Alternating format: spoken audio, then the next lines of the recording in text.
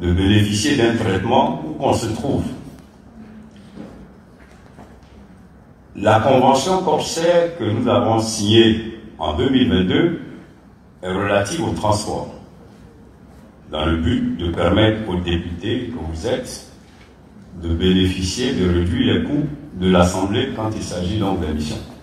Parmi vous, beaucoup, d'autant que c'est facultatif, hein, c'est une option, il n'y a aucune obligation pour le député, mais parmi vous, des députés ont bien utilisé cette convention pour voyager par corsaire. Je peux donc noter que ce n'est pas bien sûr, j'ai les noms, j'ai les biens, que des députés. Chers amis, c'est gâté entre le président de l'Assemblée nationale et les députés des partis d'opposition. Vous savez, toujours l'affaire de voyage avec corsaire et ses soins à l'hôpital Paris, en fait. C'est gâté, en fait. Vous savez, dernièrement, les députés des différents partis politiques, que ce soit le PPSC, le PDC, RDA et j'en passe, qui sont à l'Assemblée nationale, parce que d'autres partis n'ont pas les députés. Donc, ce sont ces deux partis qui ont, n'est-ce pas, les députés dans l'opposition. Ils se sont lavé la main, si on peut parler comme ça, disant qu'ils ne savaient pas, ils n'étaient pas au courant. Eux, ils se retirent de cela. Ils connaissent absolument rien. Ils se dédouanent de tout ce qui se passe là. La signature qu'il y a entre, n'est-ce pas, les différentes institutions, le Sénat, l'Assemblée nationale. Pour eux, ils n'étaient pas au courant. Vous avez vu les courriers, n'est-ce pas, le PPAC, PDC, RDA, il y a des vidéos également. Aujourd'hui, Adama Barrow est fâché. Le président de l'Assemblée nationale dit, s'ils font une miette là, il va dire les noms des députés qui ont déjà voyagé, qui ont déjà bénéficié, n'est-ce pas, de cette offre avec Corsair. Suivons donc attentivement Adama Barrow en train de casser les papous des députés d'opposition. On en revient juste après. Nous sommes de bénéficier d'un traitement où on se trouve. La convention corsaire que nous avons signée en 2022 est relative au transport, dans le but de permettre aux députés que vous êtes de bénéficier, de réduire les coûts de l'Assemblée quand il s'agit donc d'émissions. Parmi vous, beaucoup, d'autant que c'est facultatif, hein, c'est une option, il n'y a aucune obligation pour le député, mais parmi vous, des députés ont bien utilisé cette convention pour voyager par corsaire. Beaucoup de députés. Je peux donc noter que ce n'est pas bien sûr, j'ai les noms, j'ai les biens, que des députés qui aient bénéficié de cette convention fassent un communiqué pour se dessaisir, pour se désolidariser d'un engagement que j'ai pris avec le bureau de l'Assemblée où toutes les sensibilités politiques sont représentées. On ne peut pas me faire un procès quand je cherche à améliorer le bien-être des députés, qui est une quête permanente de tout le monde. Je me bats pour que nous soyons tous à l'aise. Et on l'a tous fait ensemble.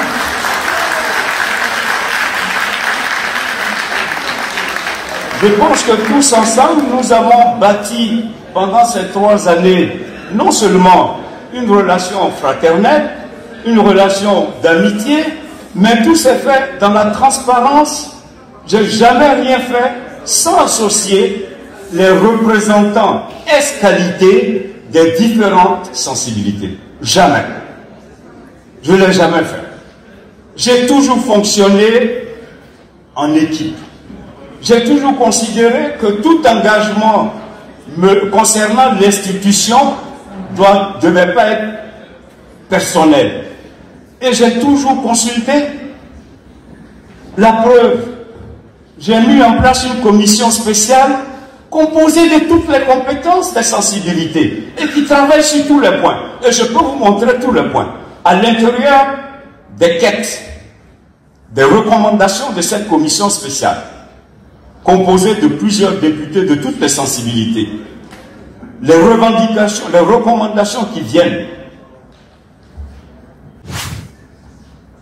les conventions pour la réduction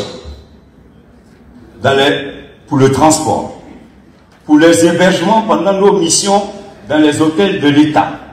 Il y a plusieurs choses qui reviennent. Mais enfin, si j'ai mis cette commission spéciale, c'est à la demande de l'ensemble des députés qui ont pensé qu'ils avaient là l'opportunité d'un président qui portait les préoccupations des députés à l'effet d'obtenir des avancées. Donc, je voudrais, sur les communiqués, c'est vrai, nous sommes en politique, je respecte que le contexte puisse amener à avoir certaines positions, mais restons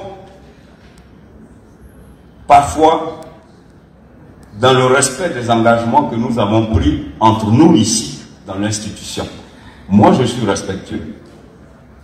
La dernière fois, quand je suis intervenu pour le député Brindoumi, c'est ma conviction personnelle.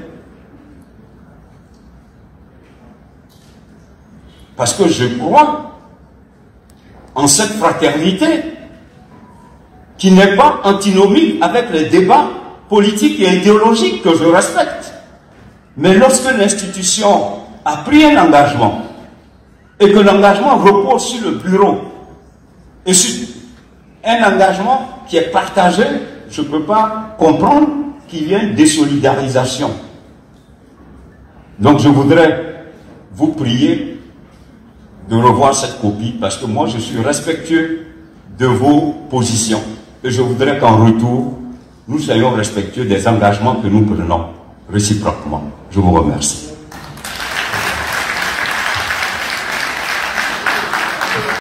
Non seulement ces députés nous ont menti, non seulement ils voulaient manipuler le peuple, non seulement ils ont bien profité de cette histoire d'accord entre les corsaires et le gouvernement. C'est pour cela que lors de ma première sortie sur cette histoire, je vous ai dit, tous sont concernés, tous sont impliqués. Ne croirez pas à tout ce qu'ils vont dire. Tous, c'est les mêmes en fait. Les gens qui sont au pouvoir aujourd'hui, les gens qui viendront après eux vont faire la même chose. Cette histoire n'a pas commencé aujourd'hui. On a pris des exemples. Depuis au fouet, il s'est soigné à l'extérieur. Il voyageait à l'extérieur tout le temps. Laurent Gbagbo est allé se soigner une seule dent au Maroc. Vous voyez. Et puis à son nom, HKB également voyagé à l'extérieur pour aller se soigner. Donc ce n'est pas aujourd'hui que ça a commencé. Et si vous écoutez, vous suivez ces hommes politiques, souvent il faut utiliser vos têtes les gars. C'est parce que nous avions dénoncé, nous avons dit que tous ces députés sont impliqués, tous. C'est pour cela qu'ils se sont tués. C'est pour cela qu'il n'y a aucune réaction. Le lendemain, on voit le communiqué tomber. Nous nous désolarisons de cette histoire, toutes ces choses, vous voyez. Ça venait un peu de partout, de tous les députés et différents acteurs politiques. Alors que eux, ils en bénéficient. Ils ont déjà bénéficié. Moi, j'aurais aimé que Monsieur le Président de l'Assemblée nationale évoque les noms de ces personnes. Parce que ça, c'est faire preuve de mauvaise foi, en fait. Comment se fait-il que vous utilisez cela, vous en profitez, et vos familles en profitent également, vous venez vous nier comme ça, juste parce que nous, le peuple, on dit que non, on ne vous croit pas.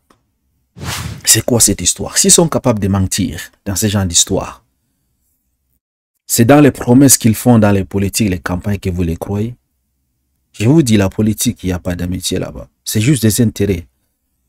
Est-ce qu'ils vous ont déjà dit, tous les anciens ministres, là, les anciens députés, les anciens DG, ils vous ont déjà dit qu'ils continuent toujours à toucher des sommes exorbitantes, malgré qu'ils sont dans l'opposition, malgré qu'ils ne sont plus au gouvernement? Ils vous disent cela? Jamais. Ils continuent à toucher les 1 million, les 1 500 000, les 2 millions, les 2 500 000. Cet argent, ça sort où? C'est nos argent, c'est nos impôts, c'est l'argent, n'est-ce pas, d'exploitation, les importations, l'exportation. Ça sort dans la caisse de l'État.